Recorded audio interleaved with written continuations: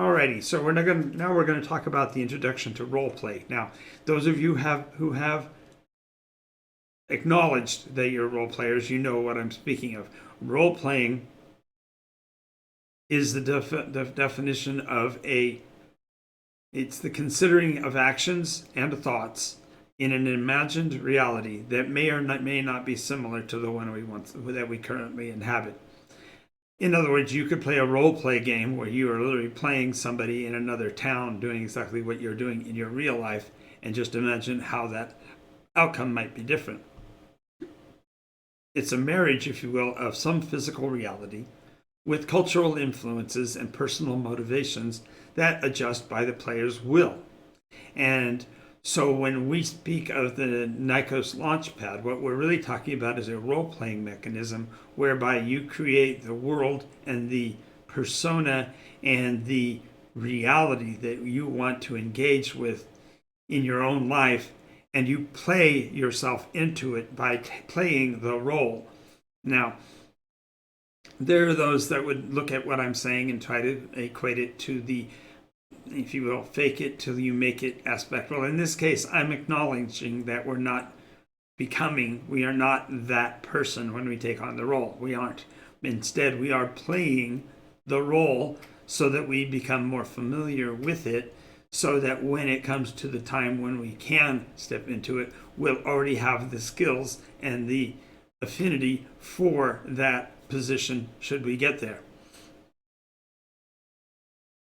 Let's see here.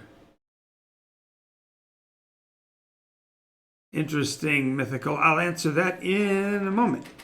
The idea here is that therefore we want to look at a description of the life that you're wanting to acquire, the life that you envision for yourself, in terms of where we start now, establishing that persona, describing our place in the world, associating it with our current culture, and the description of the states, the estate, if you will, that we are attempting to achieve in this world. So I'm going to take a second here to answer the question. What do I think of the idea of a mechanical pill bug roly-poly with jet engines, acts like a living cannonball that uses its speed to...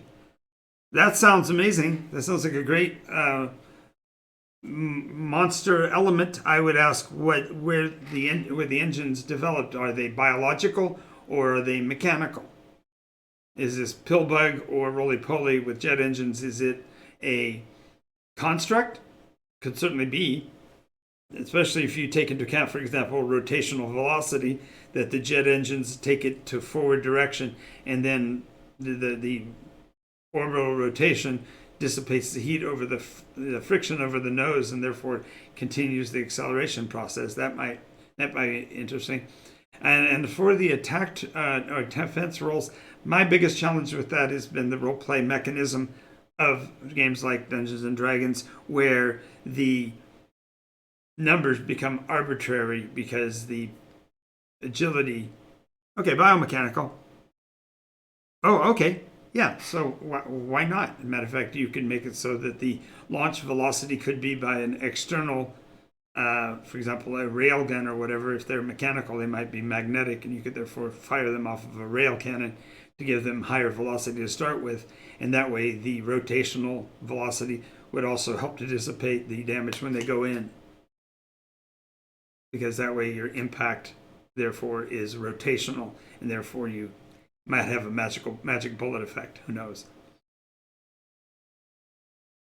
So when we talk about building the base, using the Nykos mechanical system, you would have brilliance, cognizance, grace, presence, resilience, resolve, and ultimately a foundational value. Now these are numerics, and we utilize a percentile-based system, but it's hard when you're looking at a real life to balance these numbers or determine what they are. I mean, if you went to a straight brilliance, then you perhaps could use an IQ parameter or a SAT test or ACT, but all of these are sort of arbitrary and education related, whereas perhaps your brilliance might be in areas of observation or of analysis, and these things don't have a tangible measurement.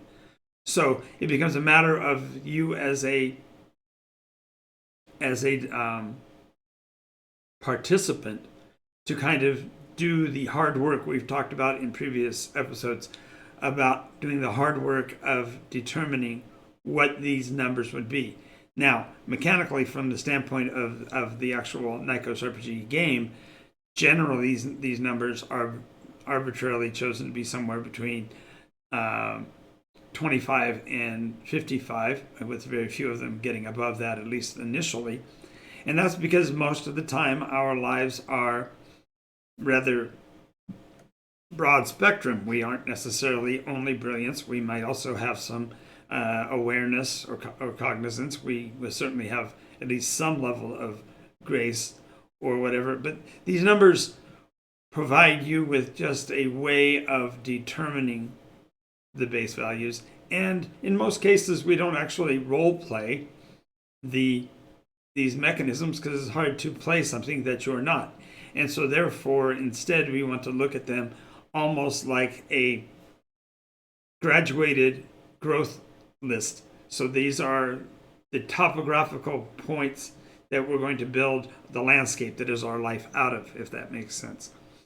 So when you're looking at your brilliance and you're looking at how clever or smart or intelligent you are, certainly you could use your level of graduation education-wise as a numeric value, perhaps giving a multiplier for the number of quarters or seasons. And if you do that from a mechanical standpoint, if there are, say, 3 semesters a year, then you could take the numeric value for the number of years of schooling that you finished and multiply by 3 to come up with a arbitrary brilliance score. So if you were in school all the way through the end of high school, that'd be 12 years of education times 4, which would be 48, or times 3 at 36. But these, again, are just numbers for the purposes of description. They're not necessarily tangible. Same with cognizance. It's really hard to come up with a numeric value for how alert or aware you are. But if you can really think about how often you get surprised by things and how often you are, you'll discover things that you didn't know before, you can come up with a numeric value for these. But again, these are only in a way of describing the character. They're not necessarily a measure of your advancement or success. So let's go on to the next one, which is the idea of your place. And your place is going to be describing how your life has come to this point. Have you been exposed to the concept of beauty and how it is measured and how it is defined? Have you got a career that's dependent upon your duty? For instance, university professors and school teachers and doctors and professional sports. These are all ways of having an obligation or a duty that you have dedicated your life to. Perhaps instead you've dedicated your life to being compassionate to others, and therefore you might have a higher heart score or whatever. Or mind, how much schooling have you had and how much development of your mental capacity have you worked with?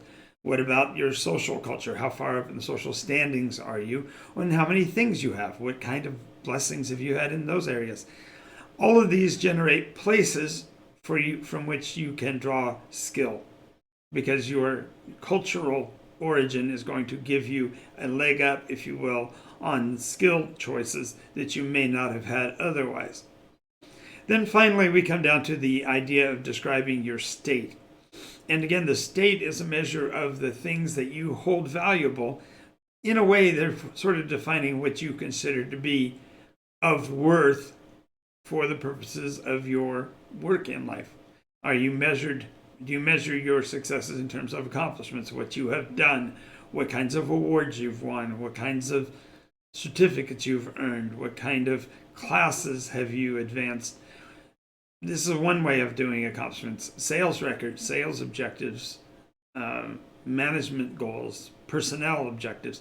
These are all ways that you can determine your state.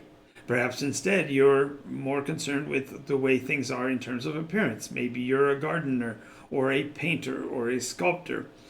Your idea of what is valued is determined by what you have left in your wake in terms of that which is beautiful or charming or aesthetically pleasing. Perhaps you're based on economics, how much you made, how stable your income is, how well you are protected towards inflation or the future, etc. Maybe you're doing it from the standpoint of emotion. How insulated are you from pain? How willing are you to step out on the perimeter and help someone else in need? Maybe it's heritage. How honored have you been towards your family? How much do you take care of your ancestors and their challenges as they get older? And of course, ultimately, education. How much have you spent in terms of dollars and cents and structure to become knowledgeable, and how do you hold that? And in each one of these, you open up an entire new framework for things that you might have learned in life. And when we come down to the building of a persona or how to build our character, our inventory of skills that we have at our fingertips naturally adds to and expands these possibilities. So let's talk a little bit about those.